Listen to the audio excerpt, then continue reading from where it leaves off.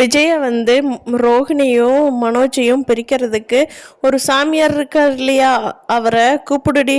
நான் அவரை கூப்பிட்டு இவங்க ரெண்டு பேர்த்தையும் பிரித்து வைக்கணும். என்ன செலவானாலும் பரவாயில்ல.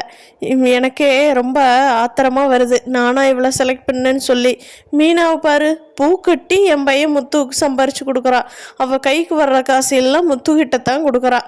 நேற்று கொடுக்குற 5000 ரூபாயை கூட முத்து கையில் கொடுக்குறான். அவனே தண்ணி போட்டுக்கிட்டு திரியிறா. ஆனால் புருஷனுக்காக அவ்வளோ கஷ்டப்பட்டு கொடுக்குறான் இந்த மீனா.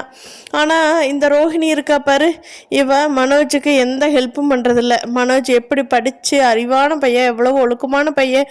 இந்த ரோஹிணினால் அவளுக்கு 10 பைசா பிரயோஜனம் இல்லை.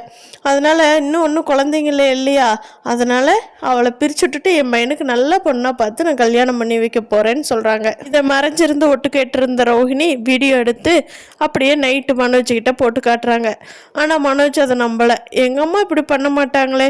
ஆமாம், எங்கள் அம்மா உங்க கூட பேசக்கூடாதுன்னு சொல்லியிருக்காங்க ரோஹிணி. நான் உங்க கூட பேச மாட்டேன். நீ போய் படு, பார்த்துக்கலாம், காலையில் பார்த்துக்கலாம், எனக்கு தூக்கம் வருது அப்படின்னு சொல்லிட்டு தூங்கிடுறாரு. ரோஹிணி ரொம்ப ஃபீல் பண்ணுறாங்க.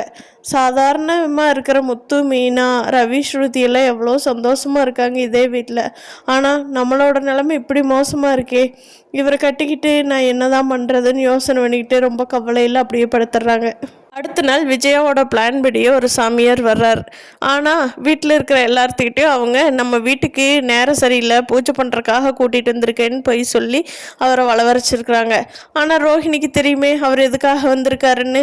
பார்ப்போம் இந்த சாமியார் என்னதான் பண்ணிடுவார்னு. நம்ம அத்தை விஜயா விடவா இந்த சாமியார் மோசமாக இருந்துருவார் அப்படின்னு ரோஹிணி மனசுக்குள்ளே நினச்சிட்டு இருக்காங்க. பார்க்கலாம் ஃப்ரெண்ட்ஸ், இனி வர்ற எபிசோடில் விஜயாவோட திட்டம் நிறைவேறுமான்னு. நம்ம சேனல் பிடிச்சிருந்தா சப்ஸ்கிரைப் பண்ணிக்கோங்க. தேங்க்யூ.